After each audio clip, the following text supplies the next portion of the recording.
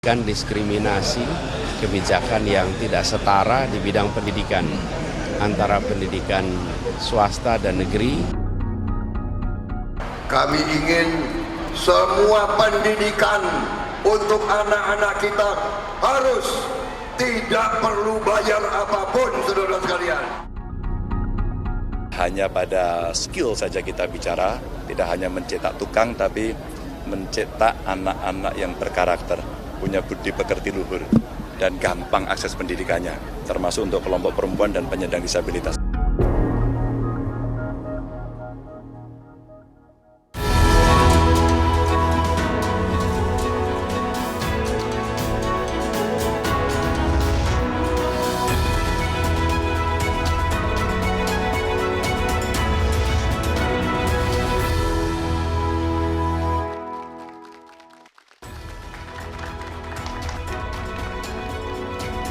Halo, selamat sore saudara. Debat terakhir calon presiden beberapa jam lagi akan dimulai.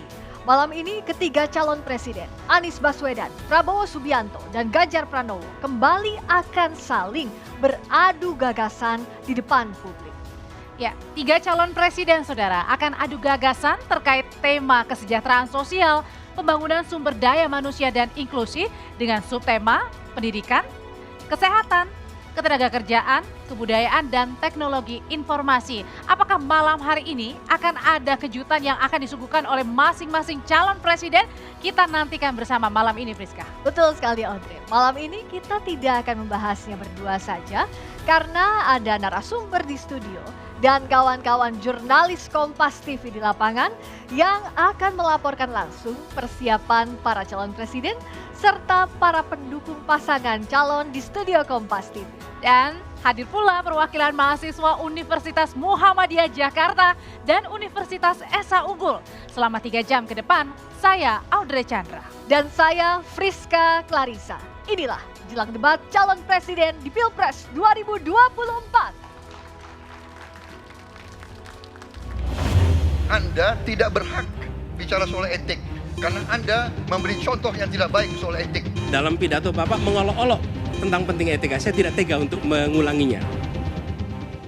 Debat calon presiden dan calon wakil presiden diwarnai saling kritik dan adu gimmick. Dalam debat pertama dan ketiga, calon presiden saling bicara demokrasi dan etika. Bagaimana kebebasan berbicara menurun, termasuk mengkritik partai politik. Dan angka demokrasi kita menurun, indeks demokrasi kita. Bahkan pasal-pasal yang memberikan kewenangan untuk digunakan secara karet kepada pengkritik. Kalau demokrasi kita tidak berjalan, tidak mungkin Anda jadi gubernur.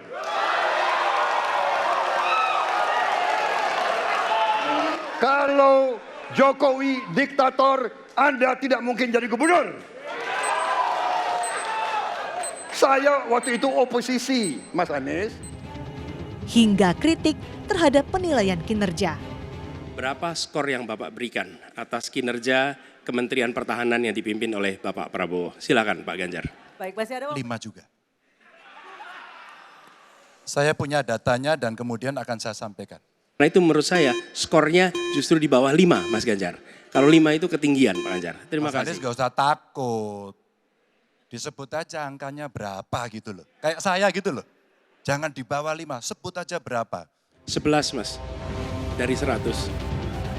Debat calon wakil presiden juga diwarnai aksi gimmick yang menuai kritik.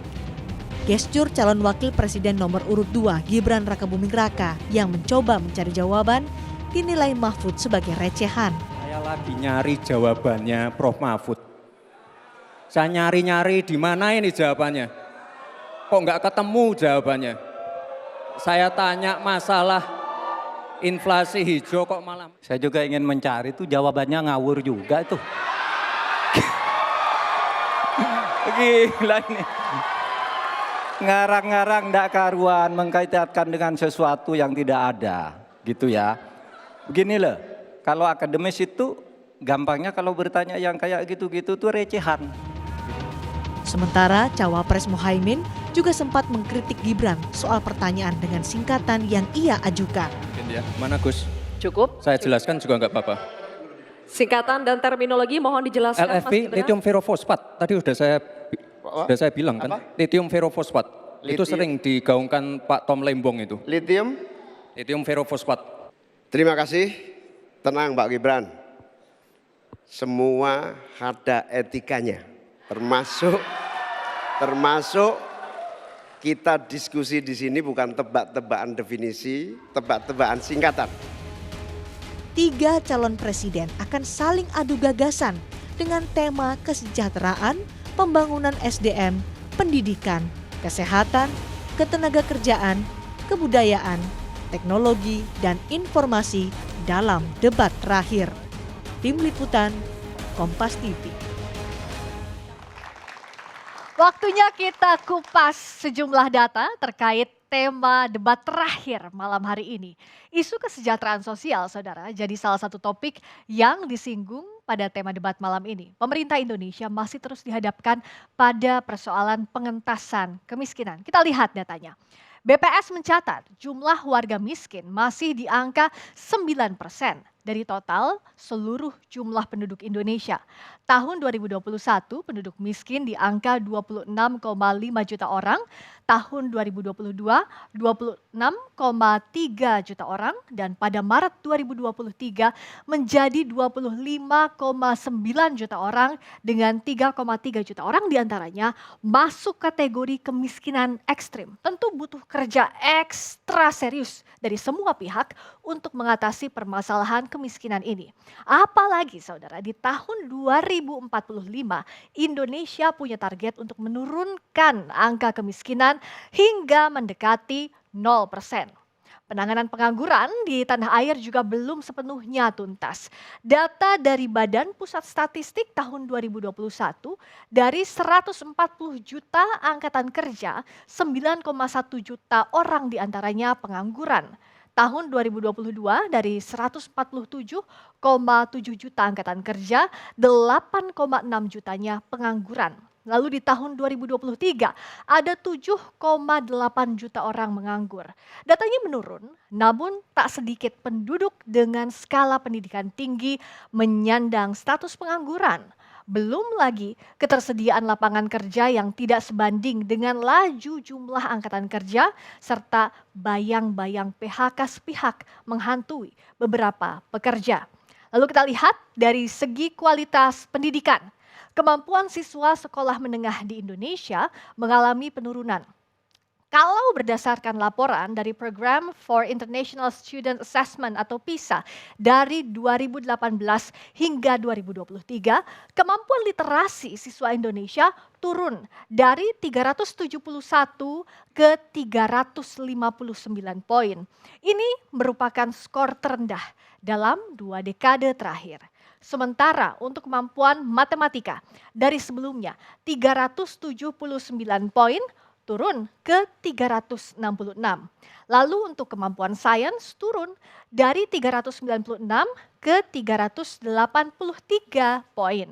Dari 11 negara di ASEAN, peringkat Indonesia masih berada di urutan ke-6 dan turunnya skor ini mengindikasikan darurat pendidikan dasar bagi generasi muda. Dan itu tadi sebagian permasalahan yang akan dibahas di debat pamungkas malam hari ini. Kita akan lihat bagaimana situasi terkini saat ini di lokasi acara debat yang akan berlangsung pada malam hari nanti. Debat kelima yang merupakan debat terakhir ini digelar di Jakarta Convention Center, kawasan Senayan, Jakarta. Debat akan dimulai pada pukul 19 waktu Indonesia Barat, artinya masih ada 3 jam. Jelang debat kita akan lihat bagaimana kondisi terkininya di venue di Jakarta Convention Center. Kalau saat ini yang dilakukan masih persiapan termasuk juga pengamanan di JCC, yang masih dinantikan adalah nanti momen-momen saat para calon presiden bersama para calon wakil presiden akan bersama-sama menuju ke arena debat. Ini jadi momen yang penting karena merupakan kesempatan terakhir bagi para capres, cawapres mengemukakan gagasannya. Kita lihat saudara, pengamanan sudah ketat sekali diberlakukan di Jakarta Convention Center. Nanti akan ada juga proses pengecekan terhadap seluruh tamu undangan yang hadir yang akan masuk ke venue harus memiliki kartu identitas atau ID card. Jadi tidak bisa sembarang orang yang masuk ke arena debat karena demi pengamanan. Dan kalau kita berkaca pada debat-debat sebelumnya, debat pertama hingga debat keempat, memang para calon presiden dan calon wakil presiden ini baru tiba di Jakarta Convention Center jelang waktu pelaksanaan debat sekitar pukul 18.30 waktu Indonesia Barat. Dan biasanya para capres-cawapres ini akan bertemu di titik tertentu untuk nantinya bersama-sama datang ke arena debat. Kita lihat pengamanan gabungan TNI Polri diberlakukan di Jakarta Convention Center karena tentu saja kalau kita lihat animo dari debat ke debat ini semakin tinggi. Artinya warga yang ingin melihat langsung debat meskipun tidak di dalam arena debat, tapi para pendukung biasanya di luar arena debat ini juga sangat penuh sehingga pengamanan dilakukan di dalam dan juga di luar area JCC. Yang jadi pertanyaan pentingnya saudara, akankah dalam debat nanti malam visi misi dari para calon presiden bisa menjawab tantangan yang tengah dihadapi oleh Indonesia saat ini? Dan sebelum kita mengulik strategi persiapan capres jelang debat dari perwakilan tim SES yang hadir di studio, kami akan lebih dahulu mengajak Anda untuk mengintip persiapan apa saja yang dilakukan oleh para calon presiden Anies Baswedan, Prabowo Subianto, dan Ganjar Pranowo di jelang debat terakhir ini. Dan laporan terkini dari para jurnalis Kompas TV terkait persiapan para capres dalam menjalani debat nanti akan dihadirkan secara langsung. Usai jeda, tetap di jelang debat terakhir Pilpres 2024.